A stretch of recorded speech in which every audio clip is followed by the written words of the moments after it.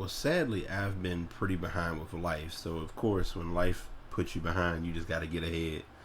What's good, y'all? Brytaypodcast back at it again. Didn't realize until I looked at the topics that I had a lot of information to share. This will be a little different. I've been telling a few of y'all the plans. I'm learning to finally record the podcast, have it prepared, have it up and running, have it ready to go. So I'll go ahead and let you know now. It's being done today on Sunday. Oddly enough, I was supposed to do it on Thursday.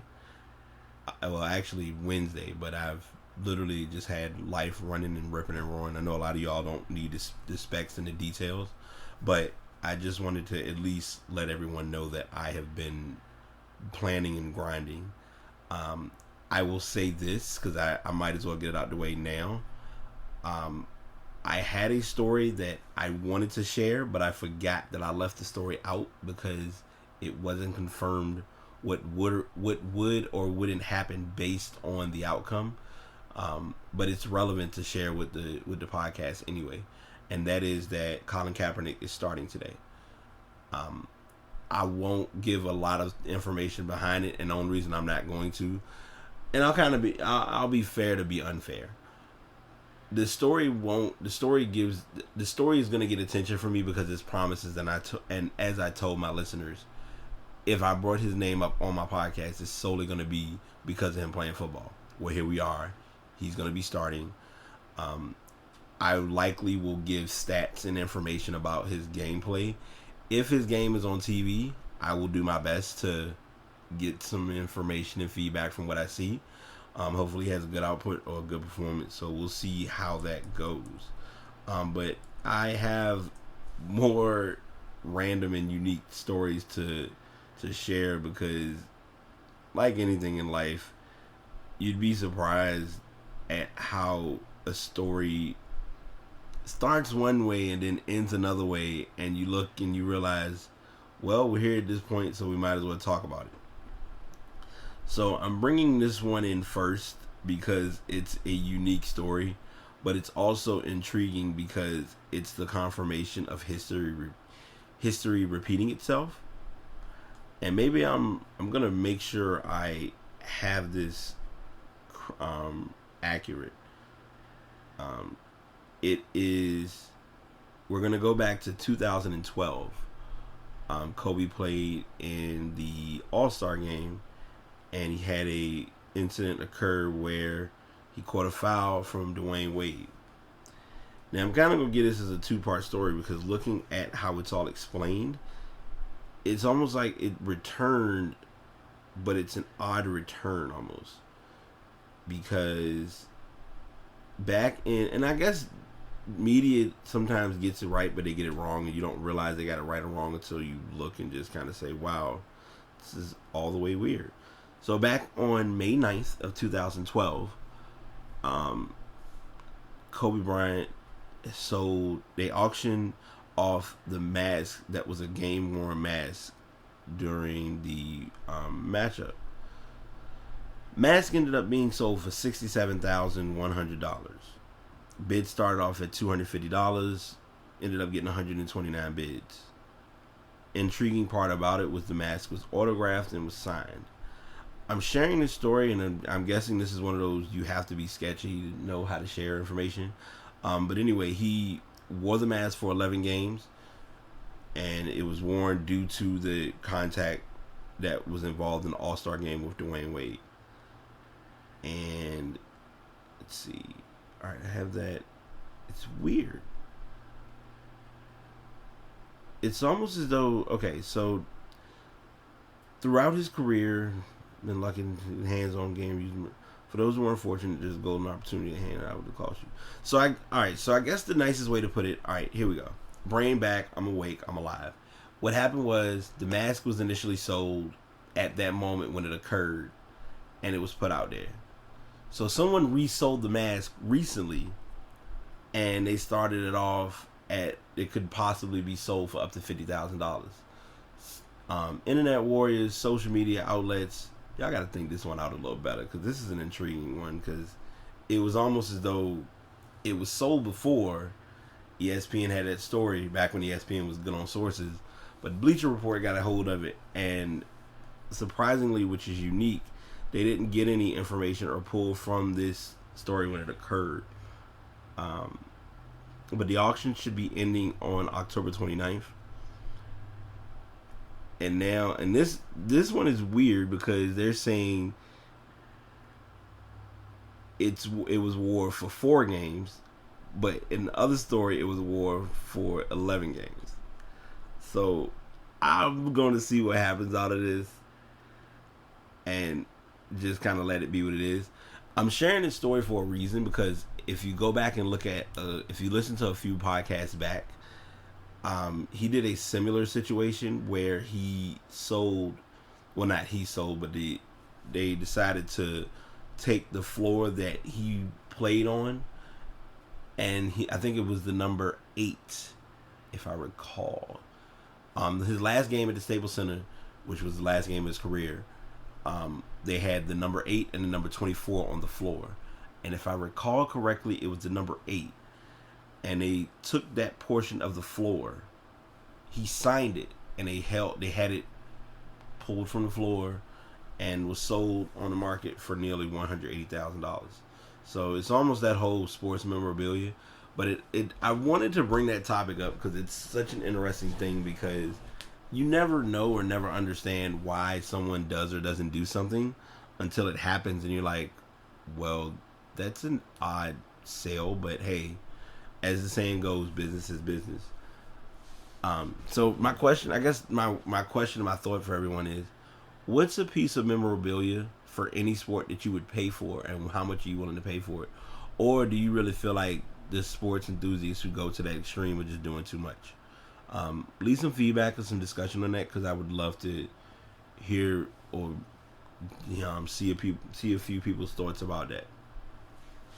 Next topic, I'm gonna get intriguing out of my vocabulary today. We're gonna work it out. Next topic, a little random, a little different, but it looks as though Tiger Woods is withdrawing from the 2006 Safeway Open, and I'm giving this attention only because I haven't done, as many of you who listen know, I don't do golf topics too often. But it's an interesting scenario because, Tiger Woods has been the face of golf for well over a decade, if not longer. And to now practically see or realize that his career is just to that point where it's, might be time to hang it up. Might be time to put the hat back on the shelf and just call it a career. But he's trying. Now keep in mind, Tiger Woods is 40 years old. So it's not like he can't continue golfing, because he can always do the senior PGA if he wanted to. But it's not been his best outing with golf lately, because we haven't seen him really play since 2015. He played in the Wyndham Championship back in August of last year. And then, even worse, what's affected him is he's had numerous back surgeries, and he's been having problems with that for a while. So that's kind of been what's caught up to him lately. I'm hoping that the output of his performance, if he does get back into playing, that he can be back up to a subpar performer. But we'll just have to, as with any sport, as with any of my stories, keep an eye on that and see how it goes. The next story is my favorite, and it's only because I told someone I want to do this, and I may have to find a venue or find a way of getting it to occur. But I would like to get a group of football fans, period. But if I really, to be petty and to be real, I would like to get true hardcore Dallas fans and hardcore Washington fans to be loyal and be honest and looking at the truth about a few things. And here's what I mean in saying that. So Dallas has made it clear that as of right now, Dak Prescott is the guy because Romo is out. However, They are insisting that Tony Romo will be the starter no matter how well Prescott is playing. Now, I want to say this, and I'm going to say it because I can. Jerry Jones is not going to ever get it right with certain quarterbacks or with certain scenarios. He's not even the coach, number one. And number two, I'm going to say it and I'm going to dabble into it because I feel like it's just how Jerry's world has been for decades. If Jerry Jones doesn't have to, he's not going to start a black quarterback or not have a black quarterback start for a season if possible. They will have Tony Romo out there broken, beat up, and booed at with no parts remaining to be added to, and they'll still find a way to have him play. And for the life of me, I will never understand that. This year is the true confirmation that Dak Prescott is a pretty solid force at his position and doing a pretty good job leading the team to 4-1. He's even said himself, if Romo were to come back, he would go ahead and sit out and let him run, be the starting quarterback. Prescott's being passive aggressive solely because he's the bench player, and I'm okay with that. But I'm not okay. I mean, well, not the bench player, but he's the rookie, and I'm okay with that. But also, if it's your time to shine, you got to get out there and let the lights lead you where they need to go. And that's truly where I'm at and how I feel when it comes to how Prescott has looked. Dak Prescott's been playing good. Ezekiel Elliott has been playing exceptional, and it's just been a different flow of the offense. But it's almost as though Jones doesn't want Prescott to be the guy when it's like, if he's winning, why wouldn't you stick to what's working? As determined as the saying goes, don't bring somebody to the prom and then all of a sudden, oh, I don't like this date, I'm going to go to my date that I really wanted to date all along. When it's like, but you brought a date that's actually not a bad date. So why not stick to the date you have and enjoy the time with that person? So I truly have a feeling that Tony Romo is going to end up starting when he comes back. Just hope he can carry the team to a good place. Because I think, if I'm not mistaken, he's supposed to. The initial script was that he'll be out about 8 weeks, and they've been kind of in limbo about giving the story. He'll be ready. The Cowboys expect he'll be ready to return to the starting lineup in week 8 after the team's week 7 bye. So that basically means this week they're in. He's gonna play. Next week is the bye week, and then the week after we'll see Romo playing. So look forward to that whole scenario. Now my random 2% story with basketball. So it looks like there was a study done for an NBA team, and this study confirmed that despite how okay but not great their record was, morale was built with the team based on something as small as just giving each other high fives and daps and confidence in each other. So the Phoenix Suns have had a stat tracked with them known as being the team to give each other more high fives and fist bumps than any other team. The thing that makes this a random and out the way story is the mere fact that they actually had a professor from UCal, Berkeley, study teams to see how that worked as far as how much contact and how interactive players were with other players. And it's general with sports as a whole. You have some players that will play, like Tom Brady was out for some games, or he would be on the bench, supporting the team. And there, he'll stand there, he, got his hand out ready to get high fives, and they looking like, okay, we know this your team. I won't give him a high five, which is bad, but it's the constant of football. I've seen it. But with this story, it's just I'm giving it the attention because it's a random stat, but it's something that can be a morale based scenario. Like I've played, and I mean, a lot of people mostly know this in general. I've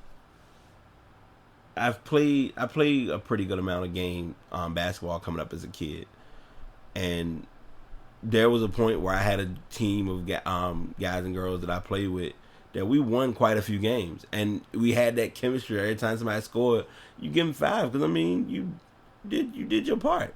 Give them five, give them a dap, give them something. In basketball, it's a dap. In football, it's usually high fives or pat on the butt, whatever. People get all into that whole ordeal. Oh, don't do that. That's so inappropriate, whatever.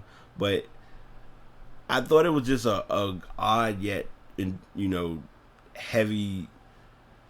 I'm sorry, weighted stat that they would observe or look at how often teams give each other high fives. Now, granted, last season their record was 23-59, but it also was a tough place because their coach Earl Watson was put in place like mid-season, so it was almost like he had to try to fix what was unfixable. And some teams in the NBA are gonna go through fix struggles for a while, and Phoenix is one of those teams. Even though they have a bright future because they have a good one of their shooting guards, Devin Booker, and it's not just because he went to Kentucky, but as a whole, he's a pretty good player. I'm looking forward to see how he plays this year. The sophomore year is always the year that you can see where or how a player will look when they get on the floor. Next topic is King James being King James, or I'm gonna be one to throw it out there. He has that option if he wants to be acknowledged or be viewed as King James, solely because he's finally did what he was supposed to be doing when he first came in the league, and that's get a championship back in Cleveland. The first championship they won in years. He gave his thoughts or his output about the possible collective bargaining agreement in the NBA. Him and Chris Paul are pretty good friends, and Chris Paul, for those who don't know, is the NBA National Basketball Players Association president. I'm going to read the excerpt, and I usually don't do readings, but I'll go ahead and give source and give fairness. LeBron is the vice president, oddly enough. Let me make sure I give information and not leave information. LeBron is the vice president of the National Basketball Players Association, and he pointed out to Jim Krasinski and Tim Reynolds of the Associated Press. He made this statement. We got a group of guys that are in there that know the negotiations, so any way to give back and try to help our former teammates and help former players and things of that nature. Because we've all built this league together, no matter how big of a guy you were or if you were the 15th guy on the bench, we all built this league into what it is today. But it's not just my idea. I'm not taking credit for that, but it's all part of the process. Now, what's being brought up and what's being addressed with him is the NBA wants to get right what the NFL tried to get right but still has gotten wrong. And that is, and if you really look at it, LeBron and Chris Paul are kind of in that stage, that status of they're nearing the end of their career. They're going to be retired. They want to make sure that if any impact has occurred or been given to you as a player, that you have some type of treatment, care, don't have to go through a whole lot of process and chaos when that time comes that you retire. Because the treatment of the NFL was just rough. It was like they got a lawsuit, they got it right. They put a little bit of a patent on it to kind of do wound care and say, hey, we worked on it, we got it straight, so this should be able to hold over for a while and y'all should be fine. Okay, yeah, we're fine, but it's not permanent. It just was something to kind of ease the pain away. But he's just looking at having a deal that will feature every form of help for the retired players in the NBA or those who are on the verge of retiring. Because, you got a lot of guys, like, you think about it.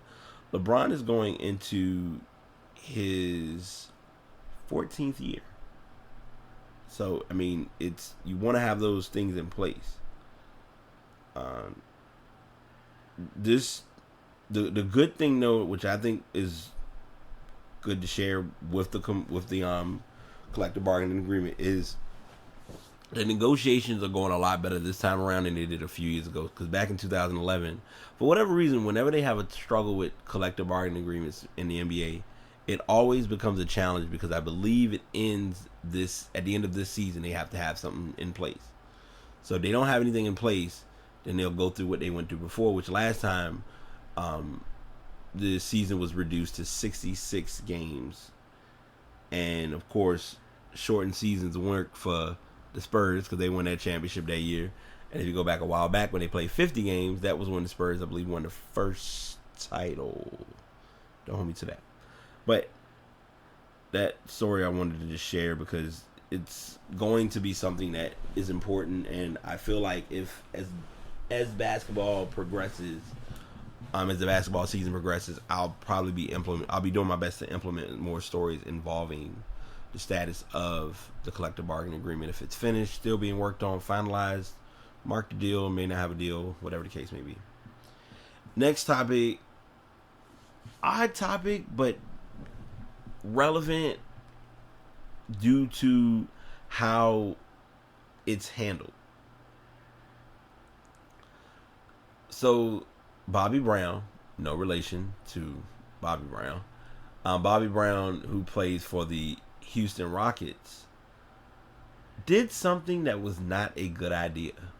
And I didn't know how serious this was until I read the story and saw it, and I was like, I need to find this story, I need to tab it, I need to talk about it, need to make it a big thing and go ahead and share it. But supposedly, one thing that you do not do to the Great Wall of China is carve any information such as your name.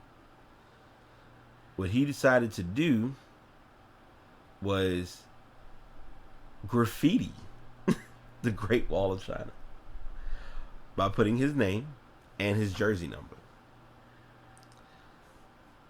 The Houston Rockets were playing in I guess it's considered to be somewhat of a home and home game, but it's not. They played against the New Orleans Pelicans. Wait, I'm sorry. My bad. I feel bad. I feel like did they turn back into the Hornets? I forgot. But the New Orleans team. But they had a game, and during the journey, he posted a picture of him, of his graffiti, and said, "Had a blast at the Great Wall of China today." And some of the citizens did not like it. One user or one person commented, "Are you proud of your carving? This is part of World Heritage, not the toilet of your home." I'm gonna bleed out for a second, so I can just kind of just let that one happen, because that there's no recovery or returning from that. That was just throat slit. Accept it, let it be what it is, and keep it moving. So he responded and realized the importance of how serious it was. He used erasable chalk. This was a lesson learned. His response, I'm going to read it, try not to be long-winded about it. We were out enjoying the Great Wall. I'd never been. It was my first time. I wrote my name on the wall in chalk. I saw different writings. Didn't mean any harm by it. I made a mistake. Could have just put my hand over it and erased it. It will never happen again. I've been playing in China for 3 years now, and I have the utmost respect for the Chinese culture and the way of living here. I pretty much adapted coming from the States here for 3 years. My teammates, the fans in Shenzhen, and the fans all over were great to me, and I just want to sincerely apologize for that. Which means he didn't know what he did, and he acknowledged it, and he made sure he got it right. I have no problem with that. But I thought it was a funny story because it was like, it caused so much tension because folks, that's just one person who said that. You don't know, other people probably really got upset. And you think, it's in their language. So when you're reading, you're like, oh, what did they say? Oh, they don't like it. They're not feeling it. So the analogy about the toilet was just like, I can't. There's no way. So, wanted to get that story in the mix. The next story is involving my soccer team, the Chelsea Blues. I should know what their mascot is, but I don't believe it's one involved, and I'm not going to be a fool and even trying. But Chelsea is letting Adidas go. So it already was going to be, it's already been a big sign with them already letting Samsung move on and going to Yamaha, which, Yokohama tires, which is completely different from Yamaha keyboards. But they're now leaving Adidas, and they're going to, starting next season, they're going to be going to Nike. And it's going to be the largest deal in the team's history. No money or no numeric values have been stated currently, but it's a possibility that it could be a 900 million euro Nike kit deal. So I wanted to share that, and just bringing up how a lot of teams, you see it in soccer a lot. Anyone who watches and keeps up with soccer will tell you, if it's anything that you don't learn or don't realize, is that a team will have a brand, or like it'll be the brand that's on their kit, or it could be the shoe deal. They will stay with that brand for a while, and then they rebrand and say, hey, we're no longer doing Adidas, we're going to Nike. We're no longer doing Nike, we're going to Reebok. All of those things come into play. So, this is a big story, and I wanted to go ahead and share that. Not just because it was Chelsea, I'm not being biased. It was just, anytime you hear about deals involving like major shoe companies and having their brand be the new face of that team or of that sport, it's huge. First example I always think of is with the NFL. NFL is really clear in making it known you can wear whatever shoe you want to wear, but our jerseys, our pants, I almost was about to be stupid and say the helmets, but I don't think Nike makes helmets. I don't know. I wanted to say it's the helmets of Riddell if they've had that contract for years. But as far as the shoes, not shoes, but pants, shirts are Nike. Their jerseys are going to be Nike. Now, if you do your whole Under Armour bit, like Cam is Under Armour, so shoe wise, he does his Under Armour setup. So that was that story about Chelsea's adjustment. And this story just hit actually today. So I went ahead and put it in as a wild card. So I wanted to go ahead and share it since I got the information for it, that it's likely going to occur. And that is that Michael Carter-Williams, who was Rookie of the Year a couple of years ago, he was with Philadelphia at that time. The following season got traded to Milwaukee. Had 2 solid years in Milwaukee. He's now being traded again. He's now going to be playing for the Chicago Bulls. And he likely will be giving Rondo some rest, here and there. They may run a two-man, 2-guard backcourt. We'll see. You never know. But he's being traded to the Bulls for Tony Snell. Tony Snell has been okay with the Bulls. Career-wise, he's averaging 5.3 points with them. They both, coincidentally enough, both Snell and Carter Williams came out in the same draft in 2013. And this is actually going to be Carter Williams' 4th team. I must have missed the team because I know Milwaukee, I know Philadelphia, and I know Chicago. Don't know who the 4th one is. So that was a odd and special story to share. I wanted to go ahead and get that out there. It's in principle, or it's a proposed trade. It's likely going to be inked and finalized on Monday. So that'll be once they, have clear physicals, paperwork, yada yada, blah blah, white tape, red noise. That'll all be set. And I wanted to share one story before I forget with Houston, because I didn't tag it, but I'll go ahead and put it anyway. They made a big story because one of the players for Houston. I don't have his name right offhand, but he shot free throws underhand. And we haven't seen an underhand free throw in years. Last underhand free throw shooter we had was the more known name was Rick Barry, Brent Barry and Rick Barry's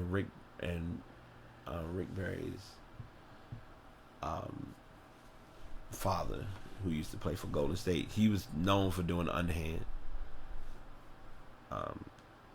So I had that story I wanted to share. Now, my two things that I epitomize the least and cannot stand with a passion, but I do it because I do it. And that is fantasy. First, I'll do fantasy fails. This week, I have a pretty unique matchup. I actually picked up a quarterback. I picked up an extra quarterback. I got Alex Smith. I'm starting him. Sorry, I literally just scared myself and it threw me off. But I have Alex Smith starting. I have LaShawn McCoy, who's been playing pretty good. I believe, I set him on the bench because D'Angelo Williams played like pure crap for me last week. Oddly enough, the person who I'm playing didn't have anybody start on Thursday. And I didn't have anybody start on Thursday, so we're kind of going into Sunday with a blind schedule. Both of us have everyone kind of starting. There aren't too many bye players that are going to be left for a while, so that was a good thing. I always never know how my seasons go when it comes to fantasy league, and I confirm it and I say it all the time. But I wanted to at least give y'all the weekly fail fantasy. I'm still working to get some tight ends. I made a trade with someone for a tight end. See if that goes through. If it does, it does. If it doesn't, then it is what it is. They may block it because they're probably gonna be like, "Why are you trading me this for this?" And it doesn't make sense. What do I need another quarterback for? You don't know who I have on my team. I looked, but I just needed a tight end, and he had a good tight end that I think would work for my team.